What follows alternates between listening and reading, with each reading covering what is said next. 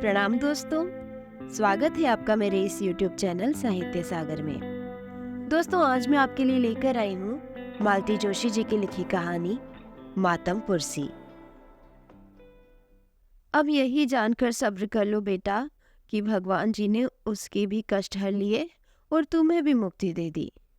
अब उसे भूलकर दूसरे बच्चों में दिल लगाओ, राम जी सब भला करेंगे। वह महिला अनवरत बोले चली जा रही थी और मैं भाभी का वेदना से पोता चेहरा देख रही थी। आगंतुक महिला भाभी को पिछले 15 मिनट से यह समझाने की कोशिश कर रही थी कि जो कुछ हुआ अच्छा ही हुआ, नहीं तो तुम्हारे पीछे कौन उसकी देखभाल करता। मेरा मन हो रहा था कि उसके मुंह पर हाथ रखकर उन्हें चुप करा दूं, पर उनकी उम्र का ख्याल करके मैं चुप रह गई थी। और वही क्यों, आने वाला हर व्यक्ति इसी अंदाज में बात कर रहा था। लगता था जैसे सांत्वना के बहाने वे लोग बधाई दे रहे हैं। अब उन्हें कौन समझाता कि माँ के लिए संतान की मृत्यु दुखद ही होती है, भले ही संतान सविता की तरह लुंज पुंज क्यों न हो। जब वो देवी जी चली गई तो मैंने राहत की सांस ली। भाभी से कहा, भाभी अब आप सीधा जाकर बिस्तर पर लेट जाइए, कोई भी आए आपको बाहर आने की जरूरत नहीं है, मैं सबसे निपट लूंगी, आप बस आराम कीजिए। आज तो शायद मम्मी का सत्संग ग्रुप भी आने वाला है, अमिता ने कहा। तुम्हें कैसे पता? भाभी ने पूछा। मम्मी, सुबह मैं बस स्टॉप पर खड़ी थी ना, तो माथुर आंटी और शुक्ला आंटी मॉर्निंग वॉक पर जाते मिल गई थी। माथुर आंटी कह रही थी, मिसेस शुक्ला हम सब साथ ही चलेंगे, ऐसी जगह अकेले जाने की हिम्मत नहीं पड़ती। सत्संग ग्रुप? भाभी कब से सत्संग में जाने लगी? मैंने आश्चर्य से भरकर कहा। वो कहाँ जाती थी, मैं ही ढेल कर भेजती थी। इसके लिए मैं मंगलवार की कोचिंग भी गोल कर देती थी। सत्संग ही सही, पर उसके बहाने से बाहर तो निकलेंगी, अमिता ने बतलाया। ये तो बहुत अच्छी बात है, मैंने बोला। और बुआ, महीने में 1-2 संडे पापा उन्हें महीने का सामान लाने के लिए बाहर बाजार भी ले जाते थे। कभी कभी वहीं से ये लोग फिल्म देखने भी चले जाते थे। मैं और तारा अम्मा दीदी को देख लेते थे, अमिता ने उत्साह में भरकर कहा। उसकी बात सुनकर मुझे इतना प्यार आया कि मैंने उसे खींचकर गले से लगा लिया। बित्ते भर की लड़की, पर कितनी समझदार है, नहीं तो इस उम्र में लड़कियों को सखी सहेलियों के अलावा कुछ सूझता ही नहीं है। अमिता, अब कोई भी आए तुम मम्मी को बिस्तर से उठने मत देना, अपनी कोर्स की कोई किताब लेकर उनके पास बैठी रहना, चाहो तो भीतर से दरवाजा भी बंद कर लेना। अब कोई भी आएगा तो मैं देख लूंगी, मैंने गंभीर स्वर में कहा। उन लोगों को भीतर भेजकर मैं पेपर लेकर कुर्सी पर बैठ गई। दरवाजा मैंने जानबूझकर खुला रखा ताकि घंटे की आवाज से भाभी डिस्टर्ब न हो।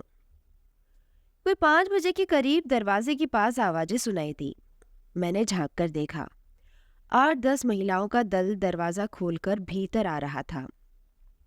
यही वह सत्संग ग्रुप होगा जिसके बारे में अमिता ने कहा था।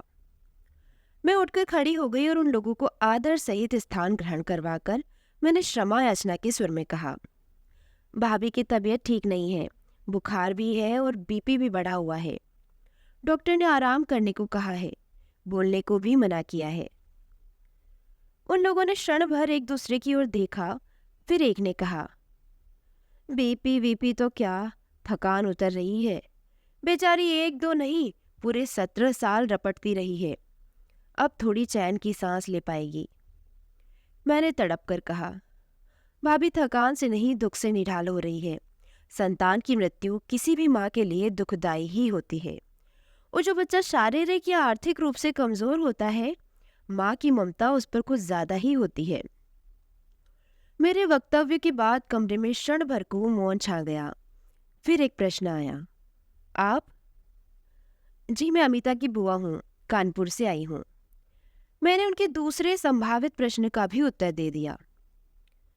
और लोग भी आए होंगे? हाँ, कुछ आकर चले गए, कुछ आते जा रहे हैं। मेरा छोटा भाई तो अमेरिका में है, भाभी के भाई आए थे, उनकी माँ बूढ़ी है, बिस्तर से लगी है तो दोनों एक साथ घर नहीं छोड़ सकते। अब इन लोगों को क्या बताती कि रिश्तेदारों ने इस हादसे को हादसे की तरह लिया ही नहीं है। वे तो ऐसी राहत की मुद्रा में आ गए हैं जिसे इतने दिनों तक वे ही सब झेलते रहे हैं। खुद मेरे पति मुझसे कहते रहे हैं कि चलो चले, अब यहाँ रुककर क्या करोगी, पर मैंने साफ कह दिया कि भाभी को इस हालत में अकेले छोड़कर मैं नहीं जा सकती।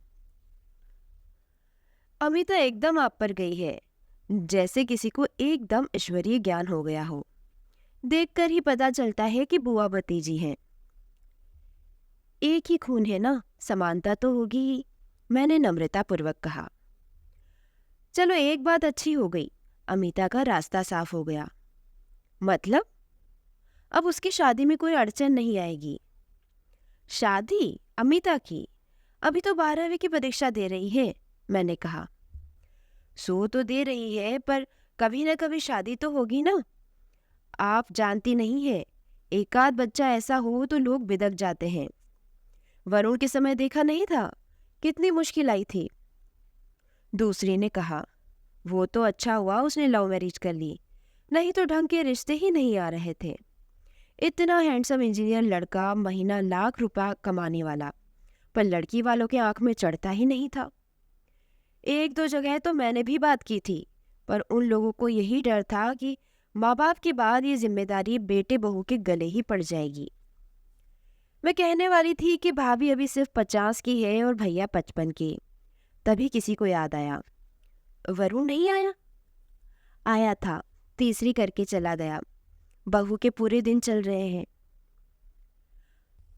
अब तो शायद 13वीं पर ही आएगा। मेरे जवाब देने से पहले ही एक जिज्ञासा हुई, 13वीं करेंगे क्या? कुंवारी कन्या की 13वीं होती है क्या? क्यों नहीं होती? दूसरी ने तुरंत कहा। इंसान की जान गई है, कोई चींटी थोड़े ही मरी है। लोग तो अपने पालतू कुत्ते का भी श्राद्ध करते हैं। फिर कुत्तों के श्राद्ध के किस्से सुनाने लगी। मैंने उस अप्रिय प्रसंग को विराम देते हुए कहा, भैया ने पंडित जी से पूछा है, वे जैसा कहेंगे करेंगे। बहू तो शायद 13वीं पर भी नहीं आ पाएंगी। संभव ही नहीं है, मैंने कहा। मैंने उन्हें यह नहीं बताया कि बहू की माँ ने पूरे 9 महीने उसे इधर झांकने भी नहीं दिया है। उन्हें डर था कि गर्भवती कन्या पर सविता की छाया पड़ गई तो बच्चे में खोट पैदा होगी। बहू की डिलीवरी मायके में ही होगी, मैंने उनकी शंका का समाधान किया। भाभी की वैसी भी स्थिति नहीं थी, अब तो मना स्थिति भी नहीं है।